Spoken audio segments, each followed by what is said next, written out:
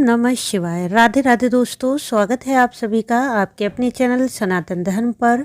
दोस्तों, सावन मास शुरू होने पर बहुत से भक्त सावन के सोमवार का व्रत करते हैं और कुछ भक्त वर्ष पर्यंत के लिए सोमवार व्रत का प्रारंभ करते हैं। वहीं कुछ भक्त सावन मास के प्रथम सोमवार से ही 16 सोमवार व्रत करने का संकल्प लेते हैं। तो इस बार तो 2 सावन पड़ने के कारण भक्तों को भोलेनाथ की पूजा, भक्ति और व्रत का दुगना फल प्राप्त होगा। तो बहुत ही महत्वपूर्ण है इस बार का सावन का महीना। यदि आप 16 सोमवार व्रत प्रारंभ करने जा रहे हैं तो 8 सोमवार के व्रत आपको सावन में ही प्राप्त हो जाएंगे, क्योंकि सावन का महीना अत्यंत ही श्रेष्ठ होता है 16 सोमवार व्रत शुरू करने के लिए। इस मास में भोलेनाथ प्रसन्न मुद्रा में होते हैं। यदि इस मास में सच्चे हृदय से भोलेनाथ का पूजन किया जाता है तो मन की कामना अति शीघ्र ही पूरी होती है। यदि आपकी कामना अच्छे व्यापार, नौकरी, उच्च शिक्षा की है या फिर शीघ्र विवाह, दाम्पत्य जीवन को सुखमय बनाने की या संतान प्राप्ति, कर्जे से मुक्ति की, मनपसंद जीवन साथी या प्रेम विवाह, जो भी कामना हो, जैसी भी कामना हो, वह सभी अवश्य ही पूरी हो जाती हैं। तो दोस्तों, जान लेते हैं इस वीडियो में कि 16 सोमवार व्रत करने की विधि क्या होती है, यह व्रत कब प्रारंभ करें और कैसे करें, इस व्रत में क्या खाएं और क्या ना खाएं, 16 सोमवार व्रत में भोलेनाथ को प्रसाद में क्या चढ़ाएं, इस व्रत में पूजा सुबह करें या शाम को, इस व्रत में पूजा किस प्रकार करनी चाहिए, कौन सा मंत्र बोलें और भोलेनाथ को किस वस्तु का भोग लगाएं और किस वस्तु का दान करें, 16 सोमवार व्रत का उद्यापन कब किया जाता है, साथ ही जानेंगे स्त्रियां पीरियड्स में इस व्रत को करें या ना करें। यह सभी जानकारी जानने के लिए आप वीडियो को पूरा देखें। वीडियो अच्छा लगे तो इसे लाइक जरूर करें, साथ ही वीडियो को शेयर करें। यदि आप चैनल पर पहली बार आए हैं तो चैनल को सब्सक्राइब करना न भूलें, बेल बटन को भी प्रेस कर दें जिससे नई वीडियो का नोटिफिकेशन सबसे पहले आपको मिल जाए। दोस्तों, वैसे तो 16 सोमवार के व्रत चैत्र, वैशाख, कार्तिक और मार्गशीर्ष मास के शुक्ल पक्ष के सोमवार से प्रारंभ कर सकते हैं, परंतु क्योंकि सावन का महीना विशेष रूप से भोलेनाथ को समर्पित होता है तो इस मास में किसी भी सोमवार से 16 सोमवार व्रत आप शुरू कर सकते हैं। 16 सोमवार का व्रत स्त्री, पुरुष, अविवाहित लड़के, लड़कियां सभी कर सकते हैं। यदि आप अपने दाम्पत्य जीवन को सुखमय बनाना चाहते हैं, शीघ्र विवाह या मनपसंद जीवन साथी की कामना है, उत्तम और श्रेष्ठ संतान प्राप्ति चाहते हैं या नौकरी व्यापार में उन्नति के लिए, अर्थात आपकी हर कामना निश्चित ही इस व्रत को धारण करने से पूरी होती है।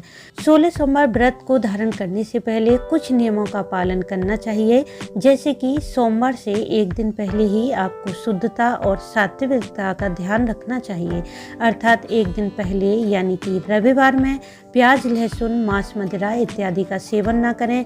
स्त्रियां अपने बाल रविवार में ही धो लें, पुरुष अपनी शेविंग रविवार में बना लें, ब्रह्मचर्य का पालन करें और सोमवार के दिन सुबह स्नान आदि करके स्वच्छ वस्त्र धारण करें, फिर सूर्य देव को जल दें।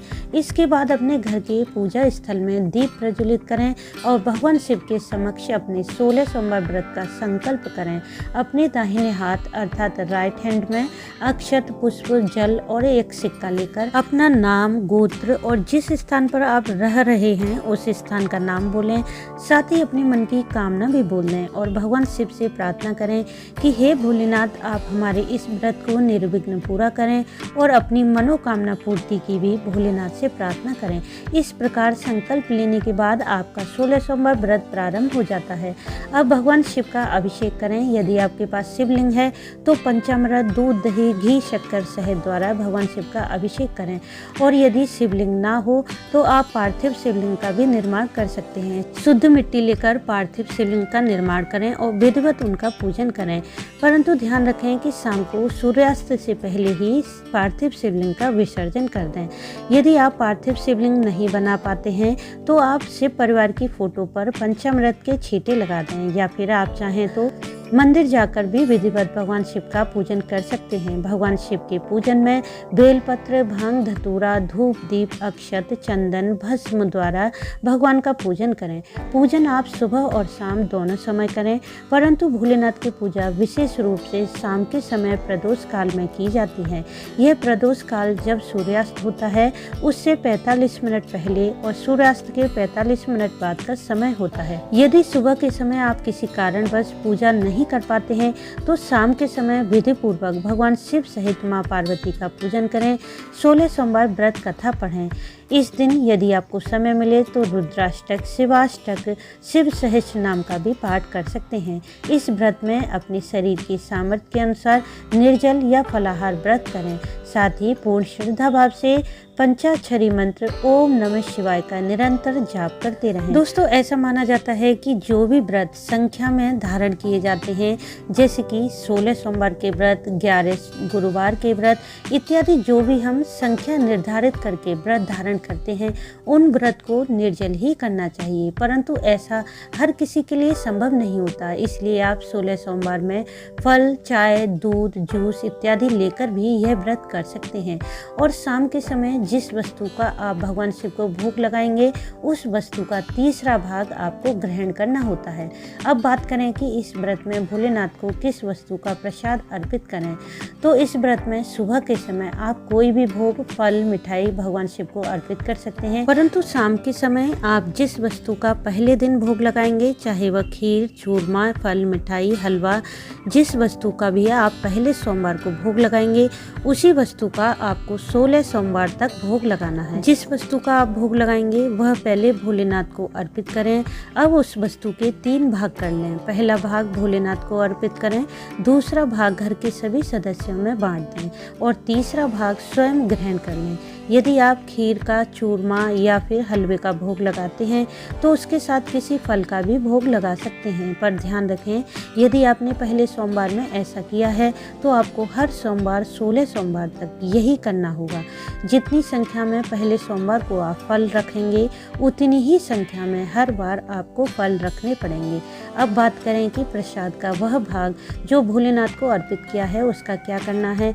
तो वह भाग आप किसी ब्राह्मण को दे दें या फिर किसी गाय को भी खिला सकते हैं। भोलेनाथ पर चढ़ा हुआ प्रसाद आप ना तो स्वयं ग्रहण करें और ना ही परिवार में किसी को दें।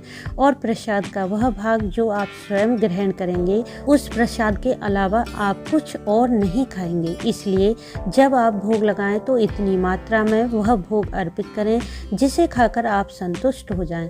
अब बात करें कि क्या पीरियड्स में स्त्रियां इस व्रत को कर सकती हैं या नहीं। तो यदि आपने 16 सोमवार के व्रत करने का संकल्प किया है और किसी भी सोमवार को आपको पीरियड आ गया है, तब इस अवस्था में व्रत आपको करना है, व्रत को छोड़ना नहीं है। यदि आप किसी व्रत को छोड़ देते हैं तो आपका व्रत खंडित माना जाएगा। इसलिए व्रत आप जरूर करें, लेकिन अपनी पूजा घर में किसी से भी करवा लें। और यदि घर में कोई पूजा करने वाला ना हो तो भी व्रत तो आपको करना है। आप मानसिक रूप से पूजन करें, भोलेनाथ के मंत्रों का जप करें।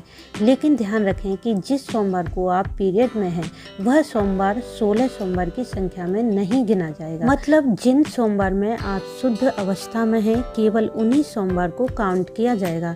और जब आपके 16 सोमवार की संख्या पूरी हो जाए तो 17वें सोमवार को 16 सोमवार व्रत का उद्यापन कर दें। उद्यापन करने के लिए किसी ब्राह्मण को बुलाकर उद्यापन करवा सकती हैं, परंतु यदि ब्राह्मण ना मिले तो आप स्वयं भी उद्यापन कर सकते हैं। जब आप स्वयं उद्यापन करें तो 17वें सोमवार के सुबह के समय भगवान शिव का पूजन अर्चन करें, शुद्ध सात्विक भोजन बनाएं और 16 दंपत्ति को बुलाकर उन्हें भोजन कराएं और उन्हें दान दक्षिणा दें। सुहागिन स्त्रियों को सुहाग की सामग्री दान करें। और यदि 16 दंपत्ति आपको ना मिलें तो आप एक दंपत्ति को भी बुलाकर उन्हें भोजन कराकर दान दक्षिणा दे सकते हैं। दोस्तों, पुराणों के अनुसार माता पार्वती ने भगवान शिव को प्राप्त करने के लिए 16 सोमवार व्रत को प्रारंभ किया था। 16 सोमवार का व्रत विशेष मनोकामना पूर्ति के लिए ही किया जाता है, इसलिए यह व्रत पूर्ण श्रद्धा, भक्ति और नियम से करना चाहिए। तो दोस्तों, उम्मीद है इस वीडियो से आपको लाभ अवश्य होगा। वीडियो अच्छा लगा हो तो इसे लाइक करें, शेयर करें, साथ ही चैनल को सब्सक्राइब करके बेल बटन को प्रेस कर दें, जिससे नई वीडियो का नोटिफिकेशन सबसे पहले आपको मिल जाए। वीडियो अंत तक देखने के लिए आपका धन्यवाद। राधे राधे।